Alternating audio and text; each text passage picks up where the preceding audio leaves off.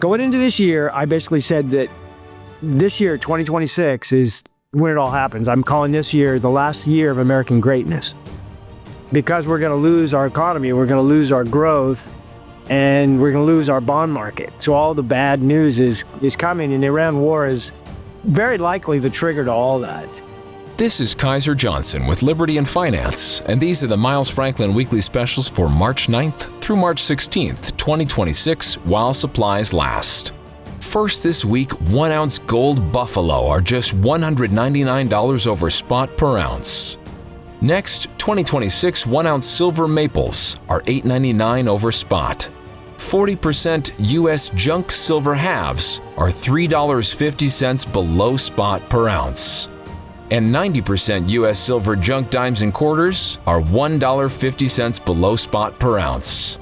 To order our specials or any of the many other options we have available, call us at 1-888-81-LIBERTY. That's 1-888-815-4237. We're available after hours and on weekends, and we look forward to speaking with you. Hey everyone, this is Elijah K. Johnson with Liberty and Finance. And back with us today is our good friend Don Durrett from goldstockdata.com. Don, thank you so much for joining us today. Thanks for having me on, Elijah. I think we've done this several times. Definitely we have. I think the last time we had you on, though, was last year, at the end of last year when silver was racing towards $70. And what a wild ride we've had since then. So what do you make of kind of the pullback we've seen, and also in relation to obviously the geopolitical conflicts that are going on around the world? It seems like this should be extremely bullish for precious metals, but ever since the start of the Iran war, metals are actually down. So what do you make of that as well? I've been waiting for this for a long time. So it's hard to, encapsulate, in a few words, a few paragraphs, what's happening today, because this has been building for years, right? This is what we're experiencing today is an outcome. And so, I always say that there was basically four battles, and we've won the first three. So the first battle was in February of 24, when gold was at $2,000, $2,050, and gold basically ripped higher in March, April of 24, and gold broke out. And that breakout was very apparent to me. I turned uber bullish in the first week of April. And since then, gold went up $3,500 in 2 years, which is kind of insane, right? And now it's corrected back twice. Actually, it's corrected 3 times. Corrected in October. I think it was a 12% correction. And then it corrected again in January. And that was I think it was an 18% correction, and we didn't go all the way back, but we recovered quite a bit, and now we're down again 10% off the highs. We've had basically 3 corrections from that breakout. So that was okay. So battle number 1 was in February, where gold won that battle. Second battle was in August when silver broke out. So silver was at $35 in August, and it went all the way to $120 in January, and now we've corrected 33% off the high, quite a correction there. And so that was that, but silver won that battle. When silver broke out in August, that was correlated to the breakout in February of 24 for gold. They were both substantial breakouts. So it took silver 18 months, which is kind of crazy. It took 1.5 years for silver to confirm that gold breakout and say, okay, I'm ready to go with you. And so that was the beginning, in my opinion, of this bull market for the mining stocks. So the mining stocks were also, because silver and gold are so correlated, without silver, the silver miners, because most of the gold miners also produce silver.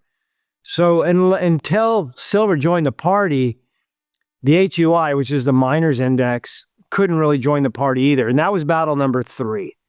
And HUI broke out. So the HUI was kind of stuck at 350.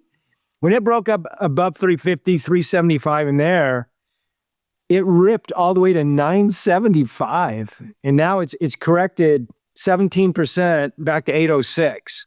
The breakout, it went from 350 in the summer all the way to 700, so it went up 100% in that short period of time. And so it ended January 1st, it was at 700, then it went all the way to 975, and now it's corrected back to 800. Now, this bull market is in place. It's real. It's going to have legs. I would say at least 2 years, but we're waiting for that final battle. So gold won its battle, silver won its battle, and then the mining stocks, the HUI won its battle, 350 to 900. These are not tops. They're not even close to tops. The reason why we know they're not close to tops is because we haven't seen the price action you see at the top. For instance, the mining stocks, none of the mining stocks haven't even got pricey yet. You don't see that. I mean, they're cheap. You don't end a bull market. You don't start a bull market and end a bull market with the miners being cheap. I published an article today on Seeking Alpha with 18 silver mining stocks that I think all basically have, huge, upside potential. Not small, but literally huge. And I actually threw a couple of charts in there to show the kind of leverage that these things have at 150 silver, which I think where we're going. Now, where I'm leading up to here is the Iran war. So we have seen since 2020, and you can go all the way back to 2008 to 2020, manipulation of the markets where the Fed is basically not allowed the free market to work, taking interest rates to zero when we're growing. It's basically voodoo economics all over again, where Reagan was basically using, debt and leverage to supercharge the economy in the 80s. And, Bernanke and Yellen were both using low interest rates to supercharge the economy when it was growing. It's kind of the same type of situation. And we know where this leads. Some people will say, well, we can just kick the can forever. Janet Yellen said, we're never going to have another financial crisis in my lifetime. This so-called, this idea, this modern monetary theory that we can just use liquidity. We just print what we need. And as long as we have enough liquidity, the only thing that causes recessions is a lack of liquidity, is kind of the mindset. But if you pay attention to the old guys, Jim Rogers says, if you think that, the business cycle went away, I got news for you, right? The older guys, Warren Buffett, he's all in cash. Jeremy Grantham, the king of the bubble, says that this is the worst bubble he's ever seen. The bad stuff's coming. The Iran war, so we know the economy's slowing, right? We look at the jobs data. The jobs data since June of last year has steadily been weakening. They just revised a loss of 700,000 jobs over the last, 7-8 months or something. They revised them down minus 700,000. And then last month it was minus 90. And now they're going to rise it probably lower. So it's probably minus 125. So the jobs market has been weakening. The housing market is, recessionary area, right? We have the 10-year note out of Iran jump from 4. It was actually sub 4. If you look at the chart, in January, the 10-year was sub 4%. Today, it's a 4.2 on the back of a crisis. That's not supposed to happen. So you have to ask yourself, why is the 10-year going up in a crisis? The reason it's going up is because of oil prices creating inflation. Inflation's bad for the 10-year, bad for the long bond. The long bonds have been going up. That's bad for housing. Now, can they get that genie back in the bottle? Can they get that 10-year back down? Can they get it to 3.5? Well, 3.5 even helped the housing market. They probably got to go all the way to 3, right?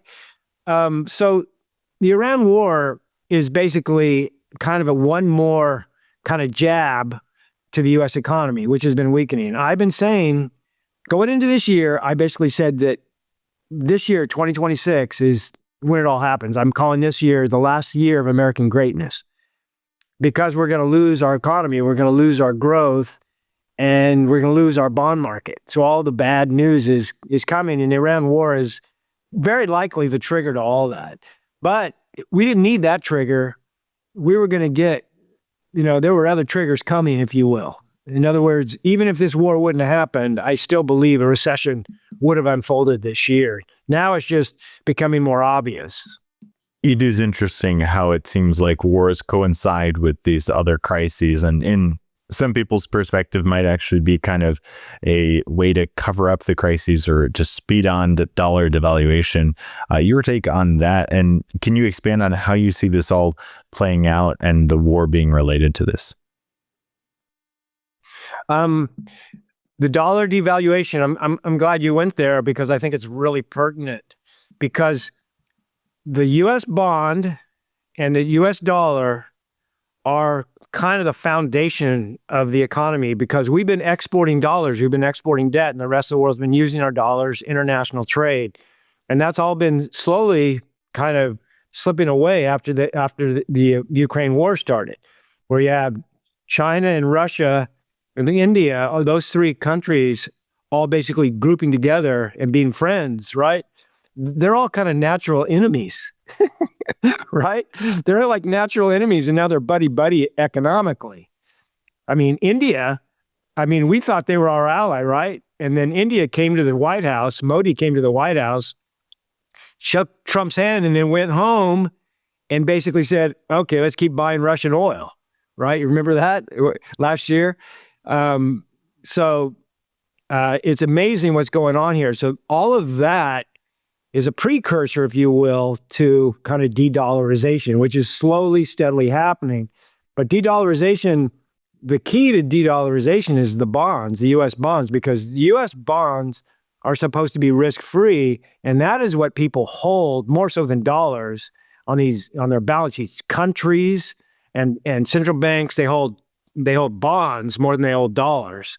When they say we have, when Japan says we have $1 trillion in, U.S., reserves or whatever, it's basically all bonds. And because if they need the dollar, the bonds are paying interest, the dollars aren't, and you can sell the bonds anytime you want to raise dollars if you need them. But by and large, it's a bond thing. But if they sell the bonds, the dollar is going to go down. And so I've been saying that the dollar is basically toast, because I think the bond market is toast. And so that's kind of what this Iran deal is doing. So the bonds and the dollar are predicated on one thing. This is the reason why I always thought the milkshake theory didn't hold water. It's predicated on the strength of the U.S. economy. If you don't have a strong U.S. economy, people are going to sell their bonds. And if they sell their bonds, the dollar's going lower. It's a real simple thing. So the only way the milkshake theory works is if the U.S. economy is strong, right?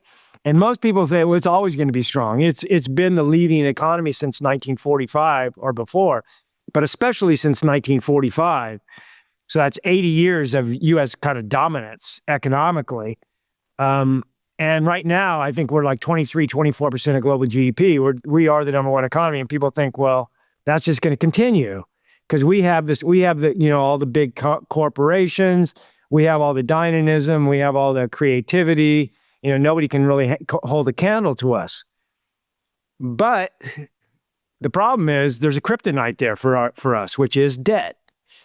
The debt bubble is becoming a problem, and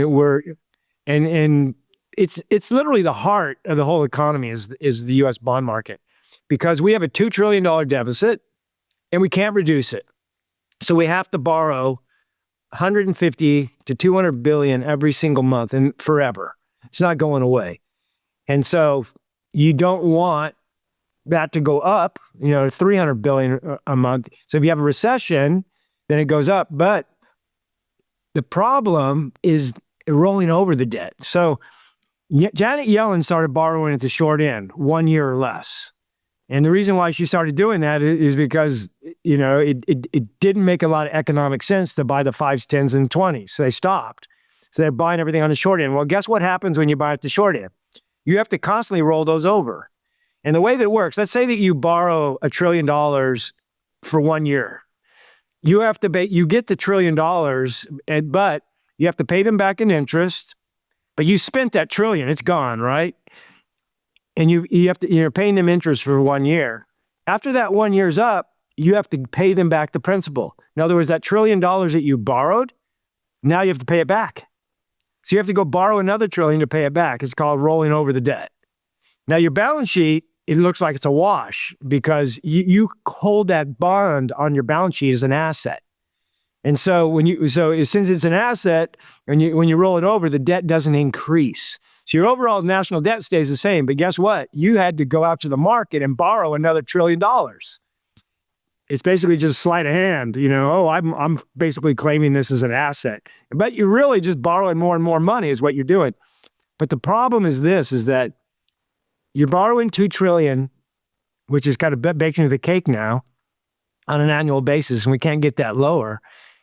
I don't think we can. And then you have to roll over anywhere from $5 to $10 trillion. So you're borrowing $7 to $10 trillion. It's almost $1 trillion a month that the U.S. Treasury has to go out to the markets and say, okay, we need to borrow this much money.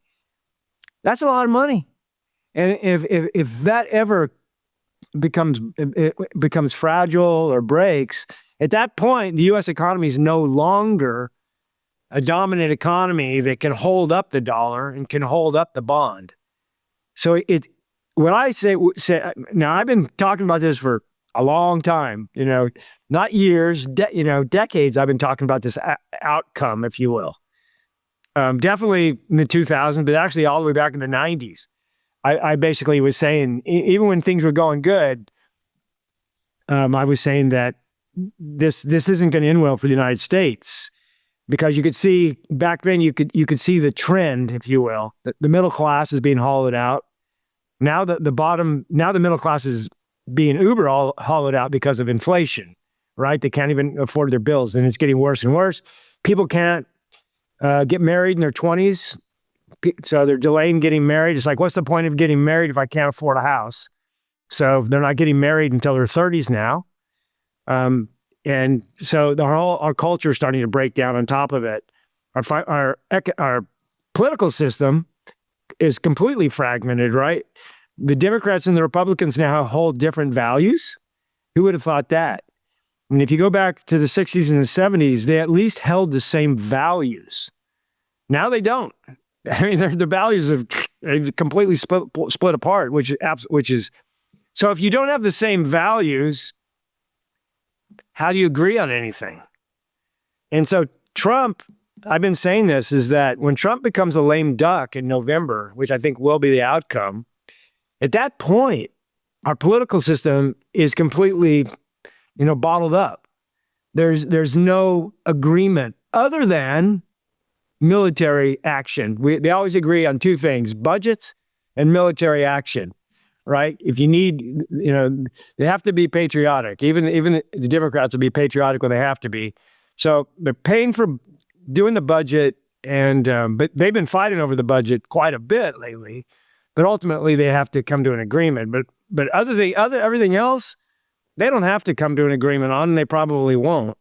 But ultimately, my point is that the past might not reflect the future, because things have basically gotten to a breaking point, if you will. And I think it's starting to become obvious. The irony of ironies of this is Wall Street doesn't believe it. And the average investor is buying the narrative. The mainstream press basically throws out the narrative that America has the best economy, that everything's fine, GDP's at 2.7, the consumer spending, everything's fine. We'll look at Costco data, we'll look at Walmart data, everything's fine, right? And they ignore all the fires that are burning around the house, right? Your house is getting ready to catch on fire, but all you're doing is looking at your house saying, we're good. We're not on fire yet. And so they're ignoring the severity, if you will, of what's really transpiring. So that's why Jim Rogers, Jerry Grantham, Peter Schiff, Ray Dalio, those guys are basically saying, don't you guys see the fire? Everybody's blind. There's a fire burning, right? But everybody's ignoring those guys. You mentioned how really Wall Street is not paying attention at the moment. It does seem like the stock market is starting to roll over, and I did want to get your perspective on just today, as we record this on Friday, March 13th, we did see silver down almost 4% here. So it seems like we're seeing the start of a pullback in the stock market, and certainly today, not that great of a day for precious metals. What do you think was the catalyst for this drop in gold and silver? Well, I've been saying this, that the most important chart for gold and silver is the S&P 500. The gold and silver absolutely love a positive S&P. The S&P goes up, gold and silver go up. They absolutely love it. I mean, you can go. They've been correlated quite strongly since February 24. Once gold became a bull market, gold loves a strong stock market. Sometimes it corrects even when the stock market is still going higher, but then it turns around and rips back up. It's like, oh, you guys are up there? Oh, here I come. Let me go join you guys, right? And you get an all-time high in gold. I mean, gold went up $3,500 in 2 years. So you know it was ripping higher. And so is the S&P. So they've been correlated. Gold loves a strong stock market. It doesn't really like a weak one. And so we've had a 5% sell-off in the stock market, and gold's off 10%. No surprise. Silver's off 33%, but that was because in January, silver absolutely went bonkers. So it was just, it got overbought. And so it's basically going back to its mean. But it's still, I don't think silver's going back to 70. It might. I think 72 will hold. It could go a little lower than that. I don't think it'll go much below 65, but anything below 70 will be short-lived. Not so much for the stock market, but gold and silver will bounce. Those guys, you can only push them down so far. Then you'll get a decoupling. I've been waiting. That's the final battle I've been waiting for, is for the stock market to roll over, the onset of a recession, and then gold and silver, they go higher because the fear trade kicks in. So what happens is, initially when you get sell-offs in the stock market, for some reason, people don't run to gold as a hedge. They should, but they don't. Historically, they never do. And so, this was kind of my, argument with Michael Oliver. Other than that, I kind of agree with him. He's always said, don't worry about gold and silver going down. Don't worry about the miners going down. Well, we keep seeing the miners go down. The miners are down 17% right now. So I've always been warning people, until we win that final battle, until we get the decoupling, expect downdrafts, expect deep corrections. And I've said anywhere from 20 to 30%, 15 to 30% in the miners. So now, we're down 17. Expect, we could easily, I don't think you'll go down more than 30% in the deepest correction. I think we went down almost that much in October, and then we ripped back 4 to 6 weeks later. That correction completely reverted. And so we will see, these corrections with the stock market. Now, the key here is this the last? Is this it for the stock market? Is this the end? Is this the rollover? Is this where it just slowly, now we get higher lows? Is this a higher low scenario? I think quite possibly it is, but maybe not. I've always thought going into this year, there's going to be a second half. The stock market and the economy's real problems is the second half of the year. And the reason why is because Trump's going to run out of, basically mojo by July because of the lame duck coming up. So if he can't get he can only, like the Clarity Act, for instance, he's got to get that Clarity Act passed before July. Because once you get to June, once you get to August, they do the August recess. They come back from that recess. You're not going to get anything passed for the election. So he has very little time now to get anything passed. And then tariff laws, if he wants to implement any new tariff laws, he's got to get that done before August. So tariff laws and the Clarity Act, I think the collection. The other thing he's got to get passed before August is a new budget. And he wants to increase defense spending. Good luck with that. He said he wants to have $1.5 trillion defense budget. Good luck with that, right? Where are you going to get $500 billion? You're going to increase the deficit to 2.5? Where are you going to cut $500 billion?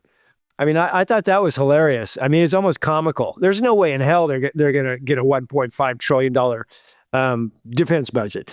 I think the reason why he did the 1.5 is he doesn't want it cut, right? He wants an increase. 1.1, 1.2. I think 1.2 is about as high as he can go, but I don't even think he can get 1.2. So he's trying to get an increase, 1.1. I think it'll be somewhere between 1.1 and 1.2 is my expectation. He's starting at 1.5, but he wants to increase the defense budget. We really don't have the money, so that deficits coming. Moving forward here, then, when you're looking at the stocks versus the metal, you mentioned how the mining stocks are still undervalued. Do you mean undervalued relative to the price of gold and silver? Yes, and the margins. So it's more the margins than the price of gold and silver. The key for valuations on gold and silver mining stock is the free cash flow multiple. So that's basically correlated to most stocks. They use PEs, but PEs don't work as well as free cash flow in the mining business because it's a cash business. You need cash to do exploration, do sustaining capex, to buy mines, to build mines. It's a cash business. You're constantly, burning cash. You're trying to build cash, but balance sheets are really important in the mining business. And so free cash flow is what I look at. So I use the free cash flow multiples. So right now they're ridiculously low. And the reason why they're ridiculously low is because gold and silver prices have blasted off. We had low oil prices, so we had low cost. You have these massive margins, anywhere from $2,200 to $3,000, depending on a company's cost structure. But the average is around $2,500 right now. That's pretty massive. I just did Newmont. They were $2,700. So $2,700 times 5.3 million. It's $14 billion in free cash flow annually. And their debt is like $5 billion. So they can pay off all their debt this year. And they have like $5 billion in cash on the balance sheet, which they don't need. I mean, they could take their cash down to $2 billion, which would be fine. So they're going to end up with, they could pay off all their debt and still have, $3-4 billion cash on their balance, more than that on the year's end. So Newmont's going to be able to pay out high dividends, and they're low right now, and do buybacks, share buybacks, and then have a beautiful balance sheet by the end of this year. And they're trading at a 9 multiple.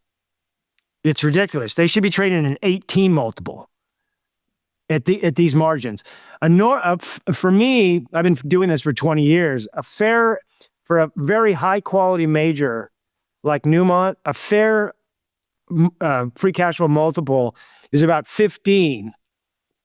If their margins were about, say, 2,000, that would be a fair multiple at 2,000 margins. But they have $2,700 margins, so they should be getting higher than the fair value.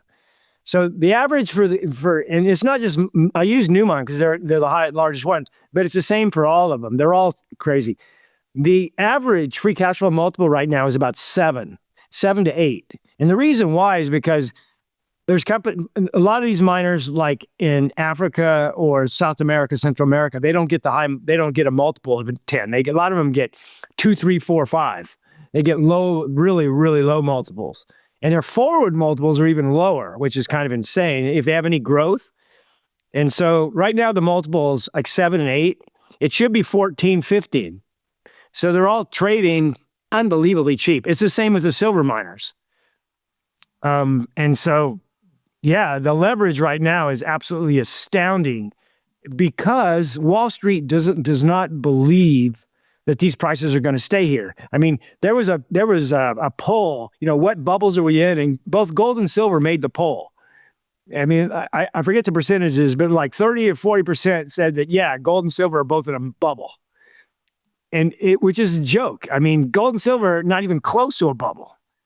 Not even close, in my opinion. Gold, the chances of gold not trending to $7,000 or higher is probably less than 20%. So Wall Street's got their percentages out of whack. They're ignoring the gold miners. They're ignoring gold. They're ignoring the trends. They're ignoring the fires that are burning around their house. And yeah, these stocks are unbelievably cheap. Check out my article I just posted on Seeking Alpha. So it was basically silver producers that are, I forget, undervalued future production. I listed 18 stocks with significant leverage if silver goes to 150 and stays there for at least 2 years. It is amazing, as you mentioned, the margins that you're seeing out there, and really the current prices of precious metals not being priced in. And if we are expecting prices to go much higher, those margins would even be better. So if people are interested in learning more, they can go to goldstockdata.com, where you really analyze all this in a very methodical way. Can you tell us a bit about that? Yeah, first of all, so my website, it's not for people that don't own gold, silver, mining stocks. It's a tool for people that do own them. So if you own a gold, silver, mining stock, then yeah, come check me out. And it's a really good tool for seeing if the stocks you own, I agree with them, or you can look at, the stocks that I like, and then you can analyze them. But I wrote my tool for people that are gold and silver. You analyze your own. I mean, that's what I was doing. So I wanted that tool. So it's basically a database, a really good one for analyzing stocks. And if you don't own any gold and silver mining stocks, but you're like, man, these things sound really good, you want to read my book first. So my book's on Amazon. So just go there, just do Don Durrett Gold Book. It has a black cover. You'll find it. And the book, it's pretty thorough. It's like 300 pages long. It's very thorough. You read it, and then after that, you'll understand what you're buying, what you're actually getting into with the gold and silver miners. But Elijah, thanks for having me on. I appreciate it. You have a good weekend. You have a good weekend as well, Don. Thank you so much, and God bless. This is Kaiser Johnson with Liberty and Finance, and these are the Miles Franklin Weekly Specials for March 9th through March 16th, 2026, while supplies last. First this week, 1 ounce gold buffalo are just $199 over spot per ounce. Next, 2026 1 ounce silver maples are $8.99 over spot. 40% U.S. junk silver halves are $3.50 below spot per ounce. And 90% U.S. silver junk dimes and quarters are $1.50 below spot per ounce. To order our specials or any of the many other options we have available, call us at 1-888-81-LIBERTY. That's 1-888-815-4237. We're available after hours and on weekends, and we look forward to speaking with you.